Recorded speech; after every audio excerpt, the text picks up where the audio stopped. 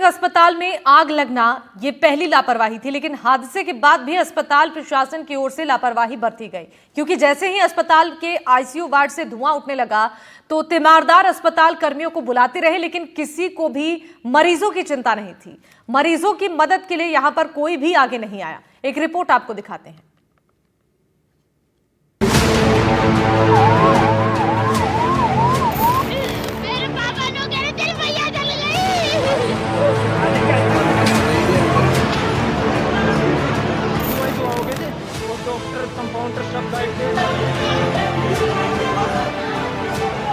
जो लाइटों की प्लास्टिक थी वो पिघलती हुई नीचे गिर रही थी। मेरी मम्मी ऐसे ऐसे सांसें ले रही थी और धुआं चारों तरफ आग फैली पड़ी थी। कुछ भी नहीं, अगर वो फायर होता तो हम ही लेके खुद ही करते। फायर अलार्म नहीं बजा? नहीं मैम। फायर ब्रिगेड कितनी देर में पहुंची? मैम वो डेढ़ दो घंटे में पहुंची है मैम।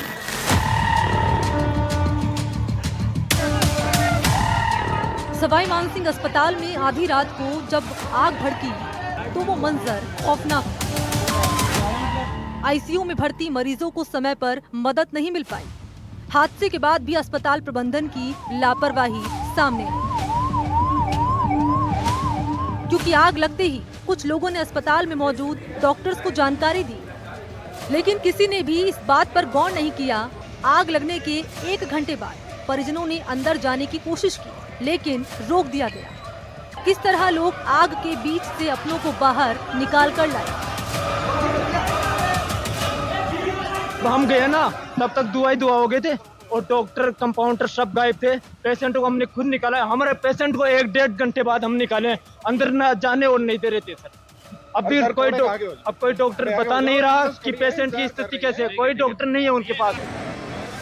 आग लगने के बाद ना ही फायर अलार्म बजा था, ना ही किसी ने मदद की।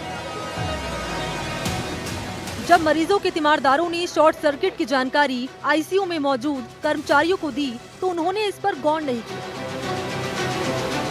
जब आग भड़की तो अस्पताल का स्टाफ अपनी जान बचाने के लिए जलते हुए मरीजों को छोड़कर भाग निकला।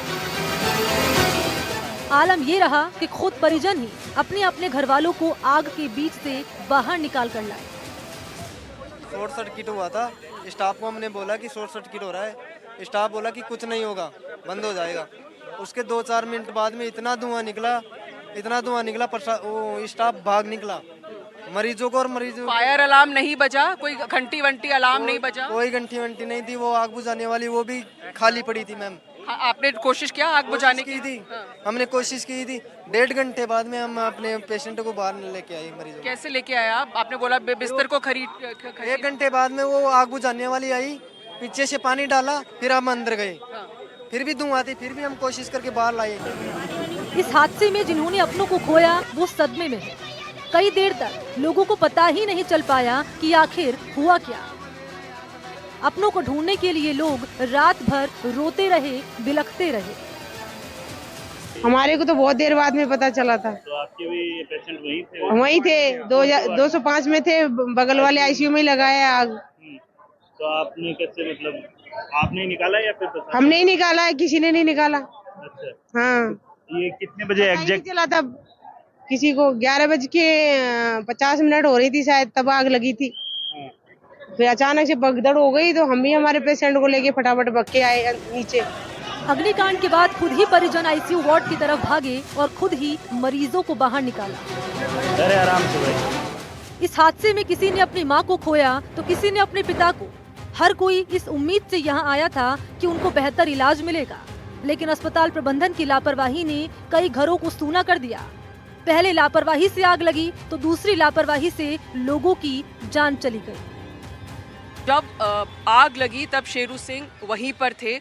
शेरू सिंह, आग आपने देखा कि शॉर्ट सर्किट हो रहा है, थोड़ा सा धुआं निकल रहा है, चिंगारी निकल रही है, तो आपने उस वक्त पे क्या किया? मैडम हम गए सीधा वार्ड बॉय के पास, उनको बोला कि भाई इनको देखो धुआं निकलने लग रहा है, लेकिन एक बार में किसी ने नहीं सुनी। फिर उसके बाद हम फिर दोबारा गए भाई, हमने फिर दोबारा बोला। फिर 5 नंबर बेड वाला भी गया हमारा, उसने भी बोला।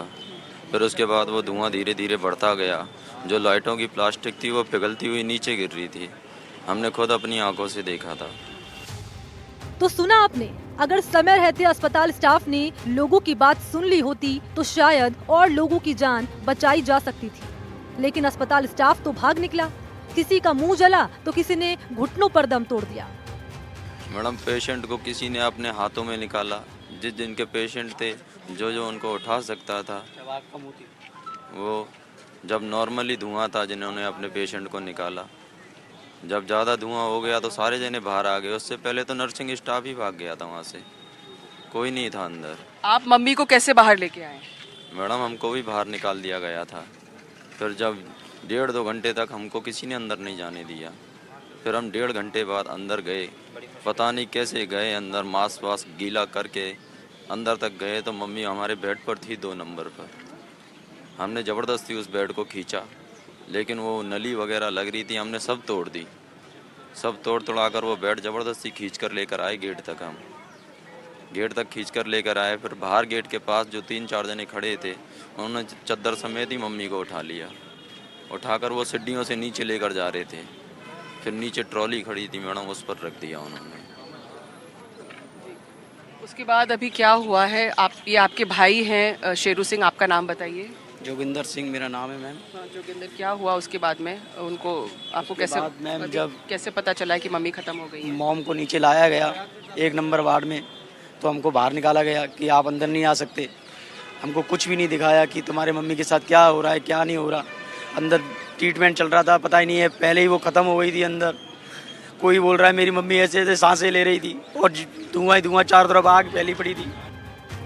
आईसीयू के बेड के साथ ही कुछ परिजन अपने मरीजों को लेकर हॉस्पिटल परिसर के बाहर सड़क पर आ गए। जिन मरीजों की मौत हो गई, उनके परिजनों के आंसू नहीं थम रहे हैं। मॉम को नीचे लाया गया 1 नंबर वार्ड में, तो हमको बाहर निकाला गया कि आप अंदर नहीं आ सकते।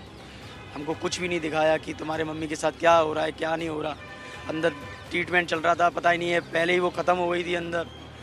कोई बोल रहा है मेरी मम्मी ऐसे ऐसे सांसें ले रही थी और धुआं ही धुआं, चारों तरफ आग फैली पड़ी थी।